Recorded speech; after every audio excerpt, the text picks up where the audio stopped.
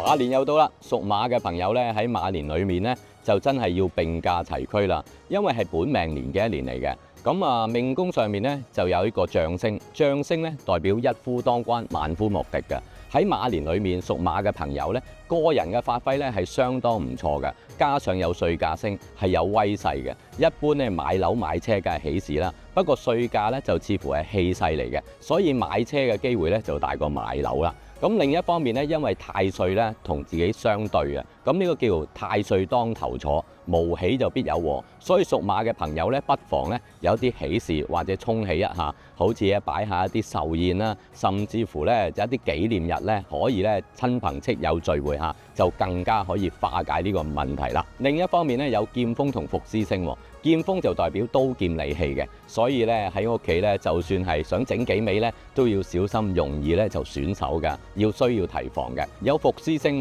注意咧工作勞累，需要固本培元嘅。咁同時整體上面咧有三刑星嘅，就代表刑罰嘅，需要奉公守法嘅。不過我相信屬馬嘅朋友咧，本身就係務實，唔中意轉彎抹角嘅，所以呢個三刑星影響咧都唔係好大。不過亦都可以跟傳統喺立春之後咧，就去到太歲殿或者係一啲廟宇咧作攝太歲呢個傳統嘅文化，希望咧就提醒自己今年咧就慎言行啦。因為犯太歲嘅關係啦，咁長輩嘅健康問題同上司嘅衝突咧都比較容易嘅。咁今年咧個人咧就容易過分氣焰，要檢討下自己嘅脾性啦。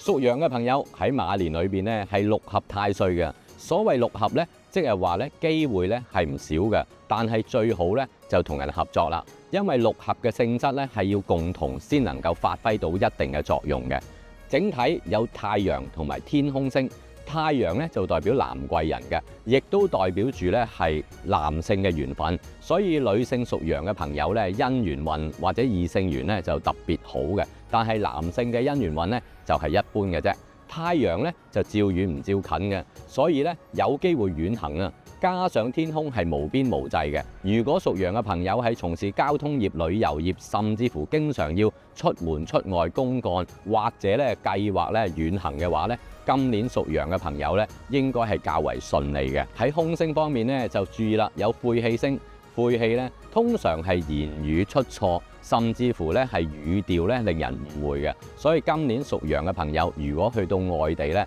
學講一啲新語言，或者語言上面咧要留意個禮貌，經常保持笑容咧，自然可以化解呢個晦氣問題。從健康去睇咧，晦氣亦都代表呼吸系統毛病嘅，所以今年咧就要保重身體，小心感冒啦。有黃幡星，黃幡咧就代表住本來係祈福嘅幡將嚟嘅，咁但係喺呢度解釋咧就代表招惹是非咁解嘅，所以屬羊嘅朋友今年咧都要韜光養晦啦。另一方面有攀鞍星，本來咧就代表住策騎咧就馬失前蹄嘅，喺呢度嘅解釋咧就代表駕駛容易出毛病，所以今年屬羊嘅朋友咧要小心駕駛問題嘅。屬猴嘅朋友喺馬年裏邊能唔能夠馬上封侯呢？原來喺古代咧，就喺《西遊記》裏面咧記載咗孫悟空喺天庭第一份工咧就叫拔馬溫。古代亦都覺得咧馬騮咧原來個肖像或者一啲擺設放喺馬房咧係有助於馬嘅健康嘅。除咗人之外，只有馬騮先騎到馬嘅。所以今年咧屬猴嘅朋友咧似乎係需要強力駕馭馬嘅一年嚟嘅。今年咧有驛馬星。驛馬星動咧就係到處奔波，亦都可以增廣見聞嘅。有文昌星，亦都代表住名氣啦、名譽啦，或者學業事業上面咧係比較順利嘅。錢財方面咧需要特別謹慎啊，因為有地喪星。地喪嘅意思咧就係房地產、租務，甚至乎咧一啲住屋嘅問題咧係比較煩惱啊，係需要維修保養，甚至乎係會爭拗嘅。所以投資房地產屬猴嘅朋友咧就需要特別小心嘅。喪門咧就代表住長輩嘅健康問題嘅，最好咧就早啲帶佢哋檢查身體，以防萬一啦。有孤神入命，男忌孤神，女忌寡宿，所以屬猴男性嘅朋友咧，今年咧姻緣運咧似乎咧就寂寂無期嘅。但係女性嘅朋友咧就比較保持同埋穩健㗎啦，因為流年嘅財位咧正喺正東邊嘅，咁如果想催旺財運嘅話呢，可以考慮喺東邊。如果見唔到海、見唔到泳池、見唔到所有河流嘅話，可以擺放魚缸、流水擺設或者水種植物，甚至乎咧擺一啲寓意招財嘅物件都有幫助嘅。屬雞嘅朋友咧喺馬年裏邊咧，因為有太陰星入命啊。如果屬雞嘅朋友係從事一啲咧女性行業啦、美容工作啦，咁都係相當發揮嘅。咁今年咧女貴人就特別旺嘅，可以留意下身邊咧有冇啲女貴人可以幫到你啦。加上有天月貴人，太陰已經係女貴人啦，再遇到天月貴人咧，可以話貴人之手啊。所以今年屬雞嘅朋友咧，不妨咧多啲不恥下問，盡量咧就扮豬食老虎。咁啊，今年咧其實可以借助到好多外力去幫自己，令到自己事業上面咧就更邁進嘅。至於感情方面咧，因為太陰係代表女性嘅，所以男性咧就佔優勢。不過女性屬雞嘅朋友咧都唔使灰心嘅，因為今年咧有紅鸞星入命，紅鸞就主嫁娶婚姻嘅，所以如果要拉埋天窗或者咧揾對象屬雞嘅朋友咧，今年咧或者咧有意外收穫嘅。但喺財務方面咧就要小心啦，因為有冠朔同勾神星，冠朔咧本來就係代表住咧掛起一啲銅錢將佢串連嘅。咁但係喺呢度嘅解釋咧，就代表一啲財務嘅糾紛，甚至乎咧財務嘅爭執嘅。所以錢銀方面咧，千祈就要量入為出，亦都要注意合夥嘅時候咧，就容易出現爭拗問題嘅。如果要加倍旺桃花咧，可以留意下家居嘅東南位啊。東南咧就九紫喜慶星度啊，所以咧就會旺人緣啦、旺姻緣啦，甚至乎交際力咧就特別強嘅。咁一般咧就會放紅紋石啦、紅水晶啦、紅瑪瑙啦，甚至乎咧放9支鮮色嘅花。最好嘅花咧就真係要百合啦，因為代表樣樣都合得嚟，就情投意合啦。屬狗嘅朋友咧，今年咧有3台入命啊！本身狗、馬、虎為之3合嘅，所以屬虎嘅朋友咧會成為屬狗嘅人咧一個全年嘅貴人嘅。咁可以留意下身邊有冇屬虎嘅貴人啦。咁因為有3台星，3台咧本來就係代表古代位列3公，又或者咧奧運嘅頒獎台冠亞季咁解嘅。所以屬狗嘅你今年咧，只要積極堅持咧，有機會咧就獨佔鰲頭嘅。咁另一方面咧，因為有地解星啊。地解咧就解決房地產問題嘅，所以無論係租務啦、置業啦，甚至乎房屋問題咧，今年屬狗嘅朋友咧係得心應手嘅。有華蓋星，華蓋咧本來咧就係屋頂裡面咧一啲設計啦或者藝術嘅，咁所以屬狗嘅朋友今年咧研究下藝術啦，或者從事藝術工作嘅人，甚至乎咧係裝修啊、設計啊，咁都係非常順利嘅。而空星方面咧，因為有官符五鬼啊。五鬼咧就幻想比較多嘅，所以今年咧屬狗嘅朋友咧唔好過於擔心，或者咧思前想後，容易患上失眠嘅。加上有呢個官符星，官符咧就代表官非口舌嘅，最好咧就大事化小，小事化無啦。有披頭星，披頭咧就係儀容問題嘅。咁啊，依家咧就新興好多醫美嘅，但係屬狗嘅朋友咧，今年咧就千祈唔好冒險啦。今年是非位咧就喺家居嘅西邊嘅，所以咧其實西邊咧最好咧就唔好放一啲色彩濃烈嘅擺設，最好擺一啲咧，例如係佛經啦、笑佛啦，甚至乎開心嘅藝術品咧，都有機會化解呢個是非嘅。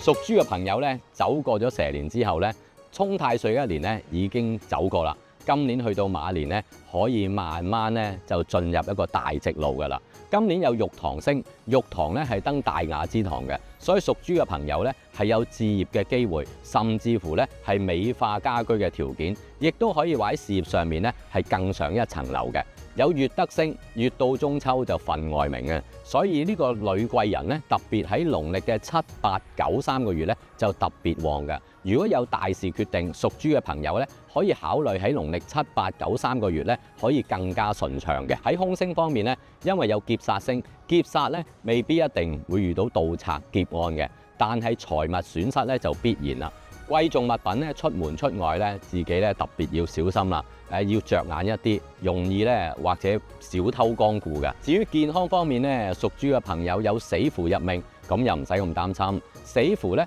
係容易撞傷啦，或者意外咧令到你需要休養身體嘅，所以今年咧做運動嘅時候特別要小心嘅。至於財運方面咧，有小耗星入命啊，係代表小破財，所以今年屬豬嘅朋友咧係需要謹慎咧儲蓄嘅。想增旺健康咧，就留意流年咧西北呢個病位啦。盡量老人家小朋友唔好瞓喺西北位啦，亦都可以擺放咧開光嘅葫蘆啦，或者黑曜石、黑碧璽，甚至乎邊石都有助於健康嘅。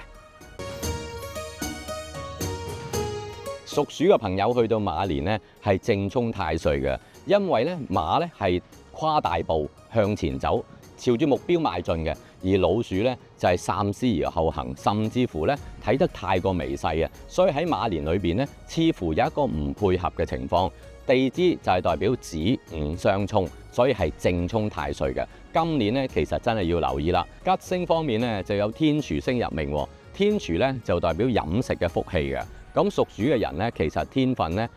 扮靚啦，或者係數字啦，同埋飲食咧都係非常強嘅。加上天廚星，如果屬鼠嘅你係從事飲食業咧，今年咧應該係發揮得更加好嘅。喺廚藝上面咧，亦都可以好好咁邁進嘅。有唐符星，唐符咧本來係收擾或者辟邪嘅符咒嚟嘅。喺呢度嘅解釋咧，就代表創作性或者抽象性咧，就對鼠嚟講係特別強嘅。喺藝術發展或者係審美眼光，或者同美容啊扮靚相關嘅行業咧，今年咧亦都可以發揮得順利嘅。有歲破星正沖屬鼠嘅人，因為年咧通常我哋就係管頭嗰15歲嘅，即係話屬鼠嘅朋友咧，如果頭嗰15歲生活好幸福嘅話咧，沖太歲咧就特別要謹慎小心，留意長輩嘅健康，可以跟傳統咧就攝太歲嘅。但係如果屬鼠嘅朋友喺同年咧就比較捱苦多啲嘅，咁喺沖太歲嘅時候影響咧就較為微嘅。另一方面，財務上面咧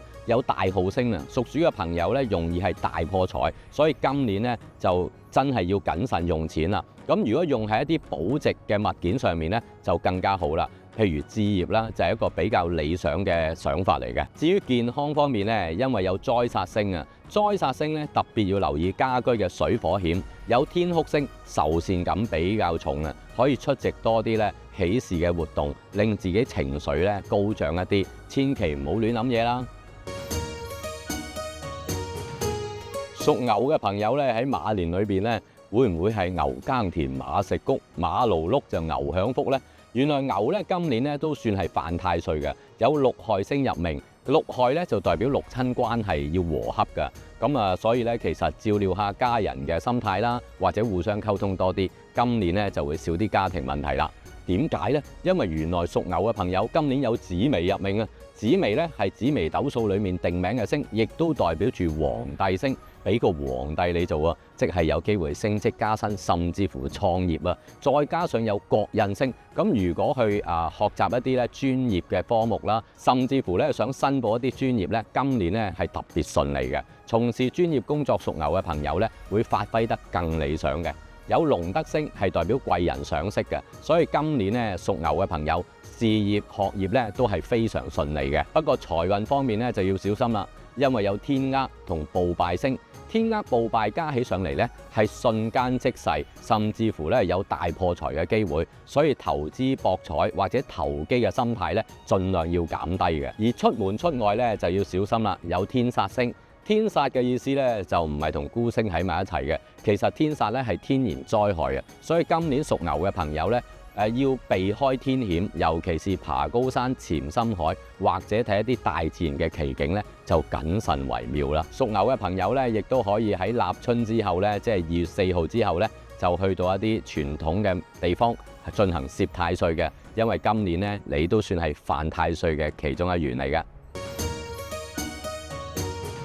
屬虎嘅朋友咧喺馬年裏面咧要留意啦，因為馬、狗、虎係三合人五戌嘅格局嚟嘅，咁所以屬虎嘅朋友可以留意下身邊有冇屬狗嘅朋友啊，可能會成為你今年全年嘅貴人啊。咁呢個組合咧其實係屬火嘅，所以如果你八字咧係缺火嘅，或者係冬天出世咧，應該個配合就會更加順利嘅。屬虎今年咧似乎咧吉星並唔多嘅，要保守為上啊。有白虎星入命，白虎本來咧就係古代咧遇到啲猛獸啊，或者甚至乎野獸傷害嘅。現今社會好難見到猛獸嘅，所以處理重型機器，甚至乎咧寵物嘅健康問題咧，陌生嘅寵物咧都切忌觸碰喎。喺人際上面咧，因為有指背星啊，指背咧就代表篤背脊嘅意思啊。哪個背後無人說呢？所以屬虎嘅朋友今年咧，記得左耳入右耳出，千祈唔好將啲是非咧當係你自己嘅心結喎。另外咧，仲有大煞同飛廉喎。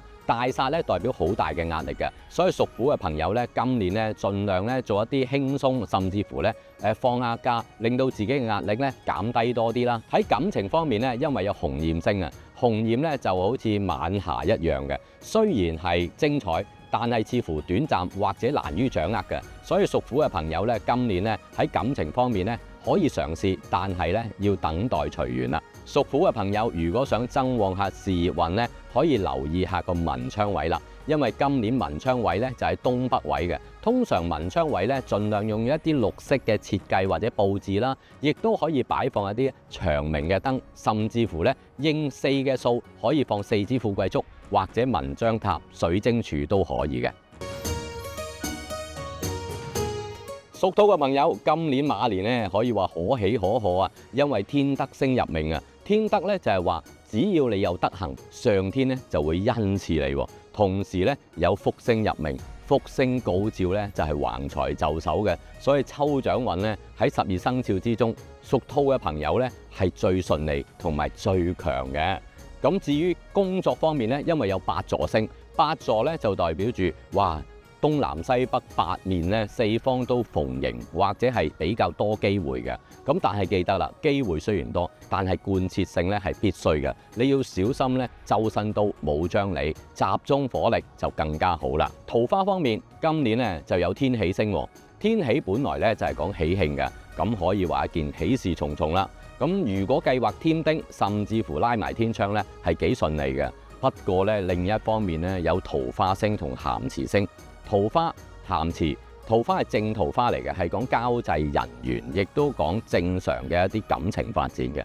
但係咸池星咧，本來就係話紂王嘅酒池肉林嗰個咸池，所以係代表一啲不正嘅桃花或者爛桃花。天喜、桃花、咸池3樣加埋一齊咧，感情係比較複雜啦，需有決斷性，千祈咧就唔好三心兩意。如果唔係咧，緋聞嘅麻煩咧可能會牽連到啦。另一方面咧，健康方面咧，就有絞殺星同埋卷舌星。卷舌咧可以代表住是非口舌啦，或者要慎言行嘅。咁同時咧，呼吸系統或者口腔問題咧就要多加留意啦。絞殺星咧就代表腸胃毛病嘅。咁所以今年咧小毛病就會存在，但係咧整體上面咧桃花同埋財運都係幾好嘅。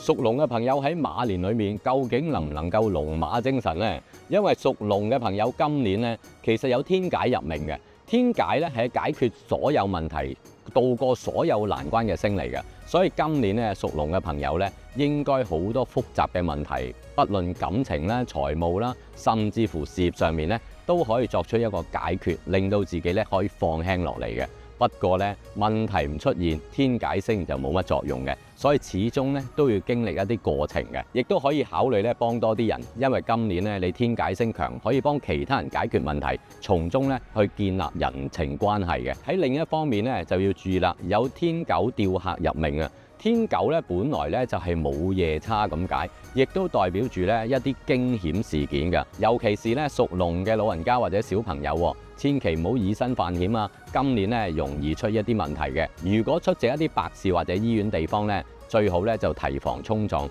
做一啲傳統咧宗教嘅儀式去化解啦。屬龍嘅朋友喺感情方面咧就注意啦，因為有寡宿星啊。男忌孤神，女忌寡宿。男性屬龍嘅朋友咧，姻緣咧都會比較穩定，但係女性咧要揾對象，甚至乎咧已經係熱戀嘅朋友咧，都可能比較孤獨嘅氣氛啊。咁要盡量令到自己情緒高漲啲，唔好太有失落感，咁就更加好啦。至於小人方面咧，因為有月煞星。月煞咧就代表住女小人嘅，或者女性帶嚟屬龍嘅朋友嘅壓力啊，尤其是咧係農曆7、8、9 3個月咧，壓力就特別大嘅，今年要提防啦。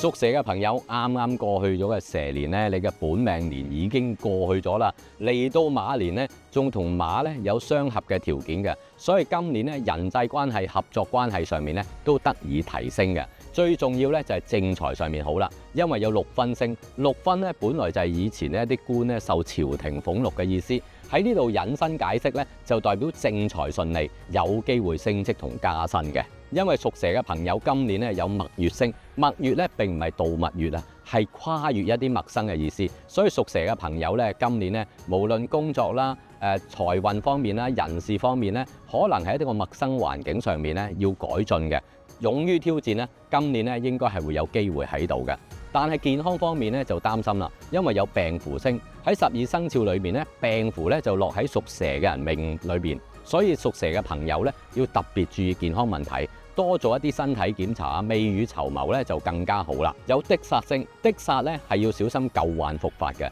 有機會一啲重點嘅痛，例如神經痛啦、關節炎啦，就特別要小心啦。有亡神星，亡神咧係有機會應付一啲生離死別嘅事，不過咧現今咧交通方便嘅，大家天各一方咧都好快相聚，又唔似以前咧咁難受嘅。但係啲小動物嘅照顧要小心啦，因為有機會咧亡神係影響到一啲離別嘅氣氛嘅。嗱，記得啦，今年咧五黃呢個災星嘅位置就喺南邊嘅。所以南咧屬火㗎，火咧就生旺呢個五黃嘅土煞，會比較嚴重嘅。如果要防止一啲意外啦，或者叫保平安咧，通常五黃位咧就盡量唔好做床頭，同時可以放金器、銀器，甚至乎安忍水咧去化解一下嘅。